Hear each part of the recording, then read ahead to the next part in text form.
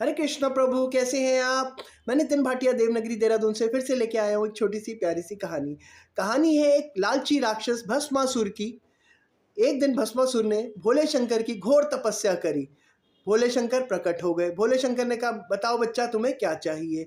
भोले शंकर को भस्मासुर ने कहा, प्रभु मुझे अमर नहीं होना, पर एक ऐसा आशीर्वाद दीजिए कि मैं जिसके भी सर पे हाथ रखूं वो भस्म हो जाए। भोले शंकर तो हैं ही हमारे भोले, उन्होंने कहा तथास्तु, आशीर्वाद दिया।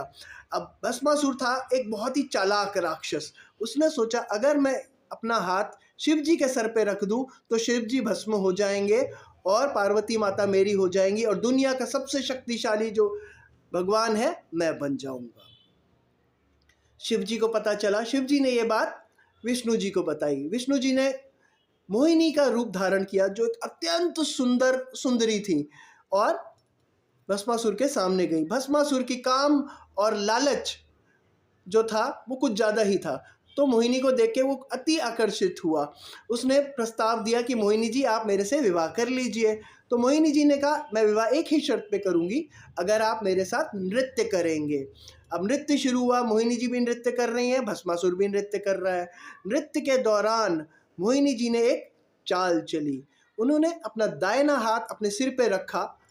नकलची भस्मासुर ने भी यही करना था, उसने भी अपना हाथ सिर पे रखा। जैसे ही अपना हाथ सिर पे रखा, एक भयंकर विस्फोट हुआ और भस्मासुर जो है राख के ढेर में कन्वर्ट हो गया।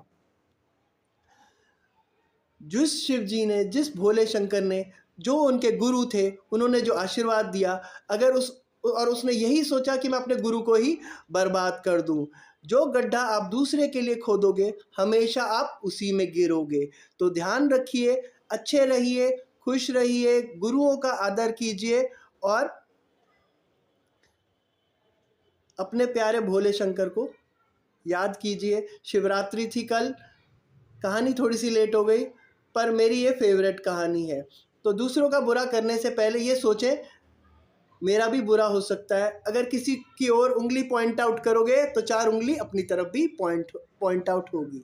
सो यही थी आज की सुंदर कहानी, प्यारी कहानी। लाइक शेयर सब्सक्राइब ज़रूर करिए, हमें बहुत अच्छा लगता है। हर हर महादेव।